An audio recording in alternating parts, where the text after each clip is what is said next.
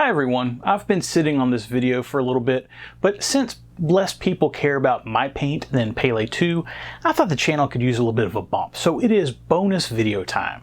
And just to be clear, that's not me complaining. I knew full well going into my paint that it was going to be a disaster from a numbers perspective, in the short term anyway, as that was a review that I look at from an investment perspective. In 10 years, that's still probably going to be the only long form review of my paint on YouTube, so I'm cornering that lucrative my paint market. Yeah, let's see GameSack do 25 minutes on my paint. Anyway, so you might remember me mentioning back in June that I was going to be attending the Southern Fried Gaming Expo for the first time, as well, this was the first year that I'd ever heard of it. Now, I've got plenty of friends and family still in the Southeast, so it seemed like a good opportunity to mix some retro gaming business with pleasure. Also, I was really curious to hit a major convention in a different geographic area. You know, I'm very familiar with Midwest Gaming Classic up in Milwaukee and then Pinball Expo here in Chicago, but I've always been curious as how they compare to other major conventions around the United States, like say PRGE in Portland or the Long Island Retro Gaming Expo in New York. The Southern Fried Gaming Expo seemed like it could be promising, being in a major metropolitan area like Atlanta, and not just that, the convention center is essentially across the street from the newly redeveloped Battery area around Truist Park, home of the Atlanta Braves, so it's in a great location as well. The website had all sorts of promises, you know, pinball, arcade machines, vendors, tournaments, all of the things that you would expect to see at a major convention. But one thing struck me before attending, and that was as I was looking at their website for information on parking instructions, they still had a note from, and I'm guessing the year before, about the Braves being in town, so parking might be an issue. The thing is, the Braves were not in town. They were in Miami playing the Marlins. You know, kind of an ugly oversight, and when I emailed them about it, it was just crickets. You know, to their credit, they did fix it at some point, so I guess that's good. That wasn't the only issue I had with the convention, though. As I was only going to be in town for Saturday, I wanted to buy a ticket for Saturday. However, on the website, you couldn't buy a ticket for Saturday in advance.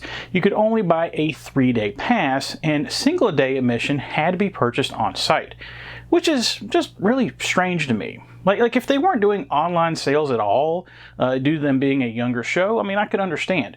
But only doing 3-day sales online, it's almost like they were trying to get people to buy a more expensive ticket just so they could do it, you know, online. Finally, I got to the convention center, and parking at the Galleria was super easy. As far as convention centers go, the Galleria is really nice, as is the adjoining hotel, the Waverly, which might be the nicest hotel I've ever stepped foot in. But the convention center was double booked with a fashion convention, and because of that, Southern Fried had to set up a good portion of their vendors and registration in the hotel itself. Not to mention pro wrestling in one of the ballrooms, and one of the actual highlights of the show, the Atlantic Historical Computing Society, in one of the other conference rooms. It was a little weird having the convention spread out like that, but I understand. I mean, you do what you got to do with the space that you have. However, what I didn't like was after spending $55 on a single-day pass, which is more than MGC or Pinball Expo, they still wanted you to pay for a lanyard. I mean, just bundle this into the ticket price. What are we doing here? Once I had my convention credentials, it was time to walk around. And the first thing you notice, even before you get to registration, is that they had the celebrity guests out in the hall. Yeah, they weren't in the Waverly or in one of the convention rooms. They were just in the hall. It seemed kind of weird. The guests were former professional wrestler Fred Ottman, aka Typhoon, and John Parrish and Leah Montalongo of Mortal Kombat fame. I had to laugh when I saw John and Leah because they are at all of the local conventions around here, I guess due to Midway, even the small ones. So it was just funny to travel 800 miles and still see them. None of them are what you call A-list celebrities in 2025, but still, it seemed a bit disrespectful to just having sit them out in the hallway like that. You know, finally, I made my way into the actual 2 convention rooms for the show, and I've got to be honest, it wasn't a bad setup, but it was smaller than what I was used to. If I had to guess, I'd say both rooms combined were smaller than just the vendor area at MGC last year. And I want to be clear, I don't think it was a bad setup. I think it was well organized and nice to walk around, but I've just got a hard time spending more money for less. Ultimately, I did find a handful of titles for the collection, one of which I'm very excited about, and I'll be showing you in a minute. So I'm chalking up the convention as a win overall, and I think the Southern Fried Gaming Expo has a bright future, but it definitely still has some maturing to do. Okay, now that all that's out of the way, let's get to the real meat of the video, the pickups. And let's see what we got here. Let's start on the Master System with, this is a North American release, Montezuma's Revenge, featuring Panama Joe. Now, this is one of those nice Parker Brothers games from when Tonka was in charge of the Master System in the United States. As far as I know, this is actually a port of a really old game. I don't really know a whole lot about it. I don't know if they were going to try to make Panama Joe like a mascot or something, but you know, this is a little bit harder to find, you know, especially the North American copy. So anyway, so we got that. Let's see, what else we got? Well, now we'll move on to the Genesis. This is an interesting one. This is one that I wasn't originally planning on getting for the collection. This is one of those sort of aftermarket releases. So I did technically, you know, add one to the collection totals because of this. This one you might have heard of, Jim Power in the Lost Dimension. This is one that I believe it was worked on back in the day and got canceled and someone finished it. Something like that. I don't really know the whole story. I guess I'll find out when I get around to doing the review. There are versions of this for the Genesis and for the Super Nintendo. I figured I'd give it a shot. I mean, it looks professionally done. You know, why not? Let's see, what next? This is one of this Wolfchild. This is one where I actually have the Sega CD version already. Somehow I don't know how I've just never picked up the Genesis version, but anyway, I now have the Genesis version to go with the Sega CD version. Let's see.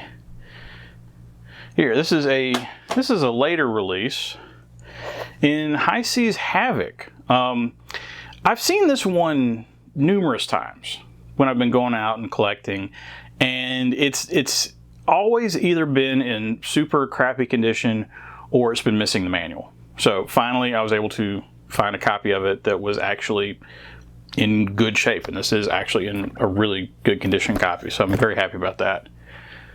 Let's see, next. This is one that I was actually originally, so one of the rules with the channel is that I'm not picking up Japanese copies, because as a rule I usually can't read the, you know, what's on the screen.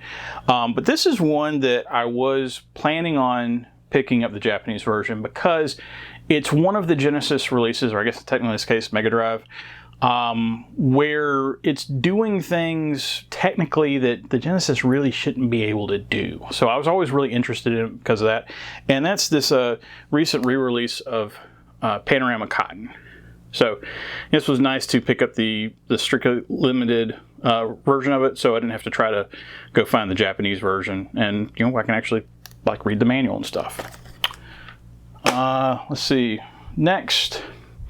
This is one of those weird ones that I don't know how I never had a copy of it, because it's not expensive and it's not a late release, so you'd think there'd be more copies of it out there, but I just never ran into a copy of it as I've been collecting over the last 7 years, and that's Galaxy Force 2. So this is one of those that, again, that's like, you would think it's probably a little bit more common. I can finally cross it off the list. Let's see. And this one here, this is one I was excited to finally find. This is another one that's a later release that it never has the manual. It never has the manual for whatever reason, and that's Saturday Night Slam Masters. Now, I think I was talking about Wrestle War a few weeks ago. I usually don't love wrestling games. Just in general, it's usually like a lot of button mashing. This one I'm a little curious about. I'm hoping it's maybe a little less button mashing. You know, obviously it's got, you know, Hagar from Final Fight in it. So we'll see where that goes. Let's see.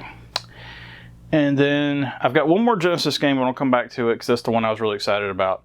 We'll go to the Sega CD first up. Mad Dog 2: The Lost Gold. This is the only American Laser Games game that I didn't have yet. So I will be able to review this, whether I want to or not, when it comes up in the schedule. Yay. Let's see. Next, one that... So the Sega CD is weird, right? You get some games that end up being expensive, but you don't really know why. This is one of those. This is Lawnmower Man, based on the movie, based on the Stephen King novella. There's a Genesis version of this. I guess the Sega CD version is just less common. Maybe it's a later release. I don't know exactly when it came out. But this one's been tough to find, but thankfully this one's in good shape. So happy about that. This is one that's stupidly expensive, usually if you can find it, and that's the Terminator. And again, this is on the Genesis, but the Sega CD version, it's hard to find and it's expensive. I've heard this has got a really good soundtrack, so maybe that's part of why this is so desirable, is because this soundtrack's really good. But either way, it's off the list. And finally, the oddest release, and this one's, the case is in a little bit rough shape, but this is also one like you don't really find very often. This is Wild Woody for the Sega CD. Not as weird or not as obscure as My Paint, but still pretty obscure. I think if you ask the average retro gaming person, like, have you heard of Wild Woody? They're probably going to look at you weird. So anyway, got this one off the list too. And finally, the last one and again, this made going to the convention worth it, because I found this and I was completely not expecting to find this. Just to show right here. So this is my original version of Stormlord. I picked this up years and years ago when I first started collecting. So probably like 6-7 years ago. This was, at the time, it was super hard to find with a manual. I don't know if just there weren't a whole lot of copies on eBay at the time or what. So basically, as soon as I found one with the manual, I picked it up. But the box is like, it's trashed. Like the top, is gone. It's all bent up and terrible. And this is notable because this is due to Razorsoft being kind of an independent release here. It was in a box, in a time when everything else was in clamshells. So again, trying to find one of these that's actually has an intact cardboard box is tough. But at the convention, I found a copy with a mint box. This thing is it's perfect. I have never seen a copy of Stormlord like this before. So I was super happy to be able to get this. And, normally when I do the reviews, I always say it's good enough for me. I'm not going to replace it. This is one where the box was bad enough where I wanted to replace it. And I found the best copy I could have replaced it with. So again, this made going to the convention worth it, despite all of my little minor complaints and stuff. So anyway, for anyone that's curious about where the numbers are at after this round of pickups, right now the collection is at $10.99 out of 1283 titles, so that's 75 remaining on the Master System, 88 remaining on the Genesis, 18 on the Sega CD, and 3 on the 32X, for a total of 184 still there to get. I hope to get another 20 or so crossed off by the end of the year, but we'll just have to see how that goes and how much overtime I can scrounge up between now and then to actually pay for all of it. As always, thanks to everyone that supports the channel, and make sure you check back in on Monday morning for the next super review. And remember, whatever you like to play, have fun and be excellent to each other. Later.